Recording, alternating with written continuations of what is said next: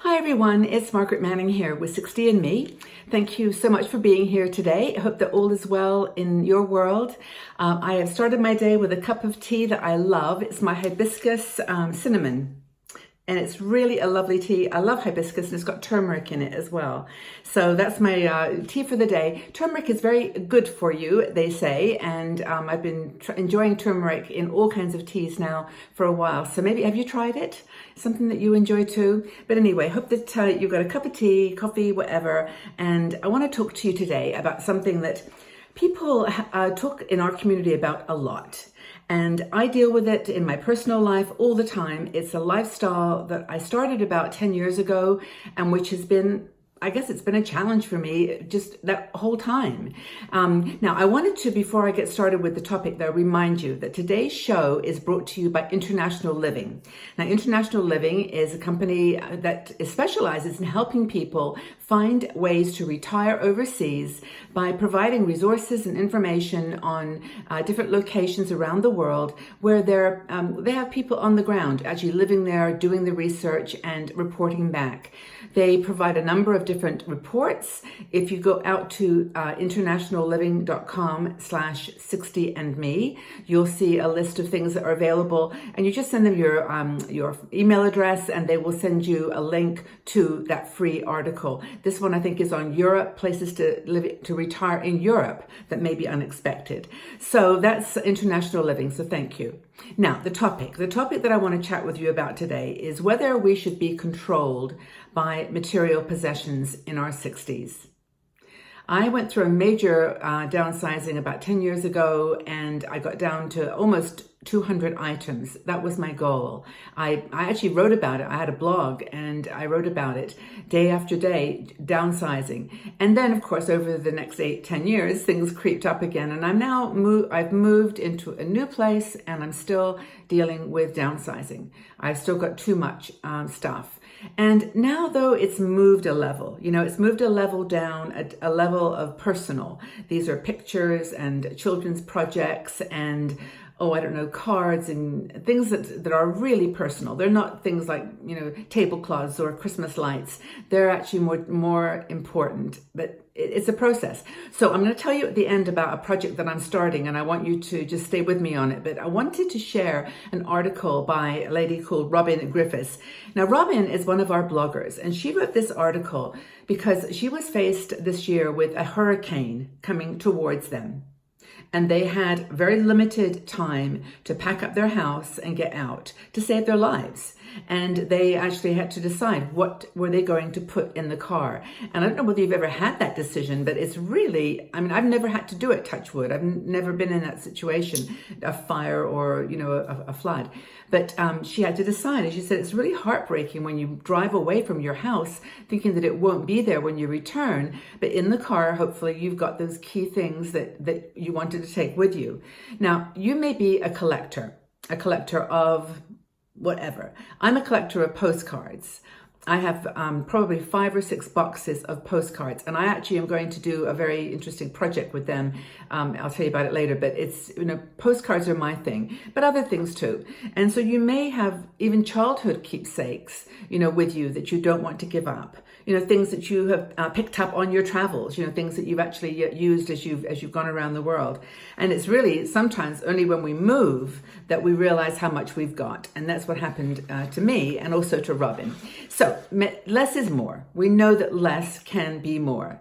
And she said many years ago, Robin traveled all around Europe, with very little luggage, and in those days we didn't have roller luggage, she reminds us, but you do it and you don't miss it. You don't sort of miss those things because you never attached yourself to them. They're not part of you, but then that changes. So she says, consider adopting a life of less and do more stuff or do more things and have less stuff, because that's how it works. Now, where do you start? Okay, so this is not going to be a lecture on downsizing because we all have our challenges with books, with children's art, with all kinds of things. But she says, start with the simple things.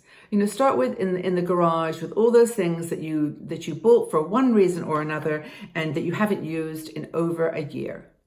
Just put them in a pile, put them in a donation pile, or discard them. And that just in case article or just in case item, that food or things that you thought you'd need just in case, you didn't use them. 3 or 4 years or 10 years has passed, and that just in case didn't happen. Now, I've actually got a really bad habit of doing this. I have a just in case suitcase, and in that suitcase is, pretty much everything from an ankle brace to, I don't know, to all my medicines, to whatever. It's just my just in case. Another thing she says is, get creative with sentimental items. Now, this means things that your children made you for Mother's Day, a gift that an ex-boyfriend or your husband gave you, in a moment that you were very, very close, or as a special milestone, or to celebrate something between you. Get creative with it. Turn it into something that you will use. If it's an item of clothing, you can make it into something else. If it's a piece of jewelry, you can turn it into something, more like what you'd wear today. Be creative with it. Photographs, scan all your photographs if you can, and put them, put them in a scrapbook and give them to your children or give them to your family as a gift. Take away all the pictures that are of holidays where there's no one in the picture except a beach. Yes, it was a gorgeous beach, and at the time you loved it, but keep all your pictures scanned in a digital file, and then maybe give the other ones away in a scrapbook or a special like a greeting cards, a birthday card, or make a Christmas card, holiday card out of it. But use those pictures in a very positive way, but let them go from your life, from the boxes in your storage unit. And you can also buy a digital photo frame. Now, you can do this on your computer as well. You can just set it up so that the pictures rotate on your computer. But a kind of nice idea, I didn't really think about it until Robin mentioned it, to buy a digital frame. And then you can just give that as a Christmas gift, or I think it's Christmas, but it's a holiday gift, a birthday gift, any gift. And that's a kind of nice thing to do. Family heirlooms can be framed. You can get those shadow boxes, the ones that are deep, where you can put, maybe it was, a baseball from a very important game, or some craft piece that a child made and you really loved it. You can put it in a shadow box or just in a box and repurpose it.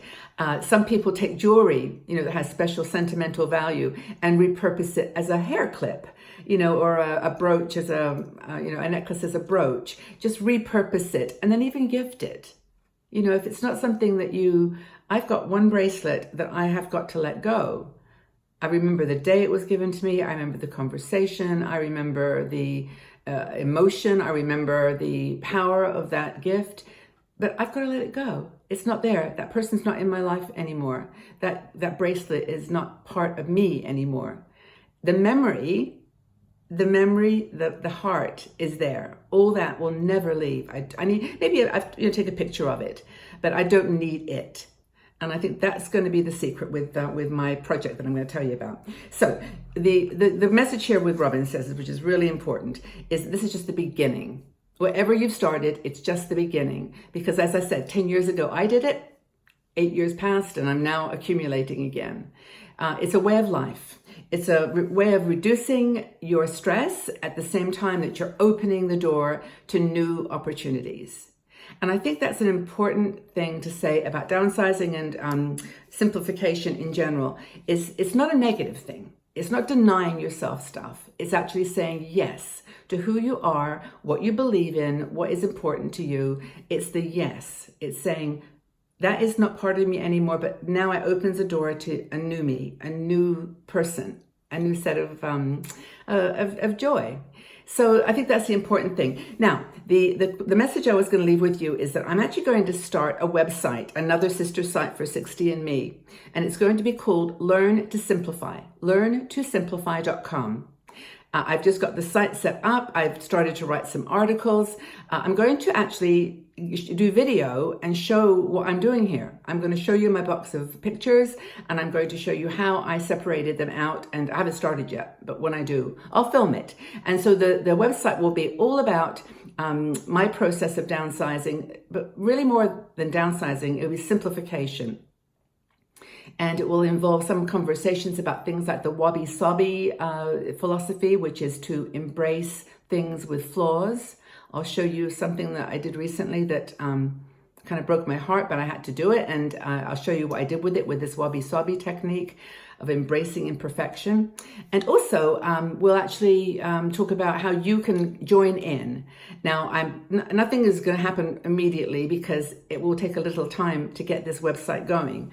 But I want to let you know that learntosimplify.com will be another sister site for 60andMe, because there's so many people who want to do something about this in their lives. And as we've mentioned before, 60andMe is such a big site and community. Not all women in that 500,000 that we reach want to downsize, but probably a good number do. So that will be hopefully a site that you'll embrace and have fun with me and on my journey too. And I'll let you know when it's really active, but it'll be learntosimplify.com. Okay, everybody. So have a wonderful day. I hope that you're doing something fun for yourself, but just answer the question. Are you in the process of simplifying your life? Are you trying to declutter your house? Tell us what you're doing. And I look forward to your conversations and joining in. But thank you again for being here. Have a really lovely day, and we'll talk again soon. Take good care, everybody. Bye-bye for now.